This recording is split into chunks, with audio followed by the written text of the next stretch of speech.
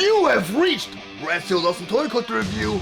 I'm your man, Red Steele, and today I'll be reviewing from the G.I. Joe Classified Series Akiko.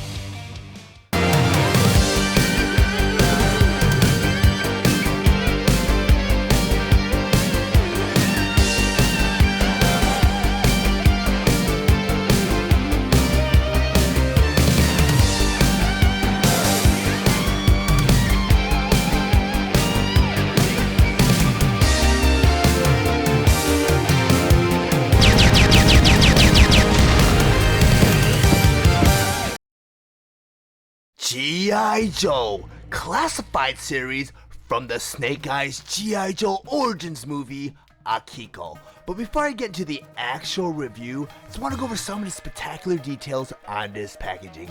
Up front here, you got a typical display window showing you both the figure and all of her accessories inside. Then over here on the side, you have this beautiful piece of custom artwork done by Tran Nguyen. Then on the top of the box here, you have the Snake Eyes insignia. Then over here you have the number 18, which represents Akiko's number in the G.I. Joe Classified Series. Then on the side of the box here, you have nothing really new, so a couple of insignias here, and that 18 again. Then on the other side of the box here, you have another piece of custom artwork. Then on the back of the box here, you have a beautiful illustration of Snake Eyes, and below him you have the Snake Eyes G.I. Joe Origins movie logo. The G.I. Joe Classified Series featuring the Snake Eyes G.I. Joe Origins movie, Akiko. Akiko was released on November 23rd, 2021 with the suggested retail price of $22.99, and she's available at all major retailers. Akiko was released along with the other G.I. Joe Classified Series Wave 6 figures, Snake Eyes, Storm Shadow, and Baroness. Akiko has multiple points of articulation for dynamic posability. Her accessories include her movie-inspired sword and staff. Akiko stands 6 inches tall, and she is meant for fans ages 4 and up. Next, I'm going to go over some of Akiko's play features and accessories, first by talking about her staff. And the staff has a double-bladed end, and it's painted with a silver metallic paint. It's too bad they didn't really back metal it, but I mean, that would drive up the cost of the figure, and really no reason to, because I mean, G.I. Joe Classified Series is a collector series, but also it's aimed for children too, so they want to kind of keep it more of a broader range. And you arm Akiko by just sliding the staff right into her hand, and there's so many points of articulation, you could actually rotate it around, and you could actually arm her with both hands like this. So I'm going to slide it in. So now you have Akiko armed with her staff.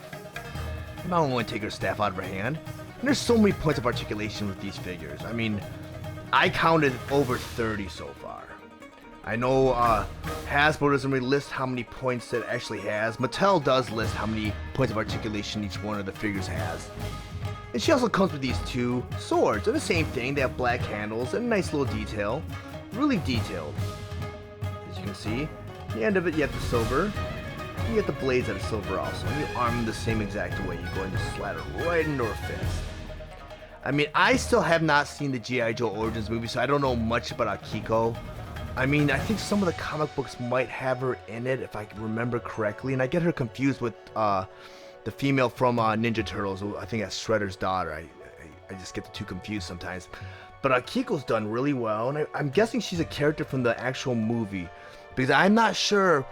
I have reviewed Baroness and Scarlet, but I'm not sure if those 2 characters were in the movie. I don't know if the figures were made specifically or remolded just to, to push more figures or kind of push the movie a little bit, because there was only, I think, 3 main characters: Snake Eyes, Storm Shadow, and perhaps Akiko. And in order to push the movie, they need to have maybe 5 figures, so they brought out Baroness and Scarlet. I'm sure Baroness might be in the movie because she's very stylized and she looks very different than the typical Baroness. I know the Scarlet that came out was kind of a remold. And I know I dogged out Scarlet and I dogged out Storm Shadow because, I mean, there's really nothing much to it, and they didn't really hold to the quality of the G.I. Joe Classified series. But I do feel Akiko is a pretty good figure. I mean, Snake Eyes, Akiko, and Baroness did end up end up being really good. They're really good figures, even though it is based on a live action movie. But I mean, if you even look at Akiko's face, it's greatly detailed. And her costume too. I'm glad that they molded several pieces, like the belts molded out of different plastic. You got this part of the vest, which looks like it's molded out of different plastic too. I'm not sure if it's removable. It's a softer plastic. I mean, even the boots to the, just to the ninja gear that she has, it's done really well. She's a great looking figure, even with the hair detail right here. It's great sculpted detail.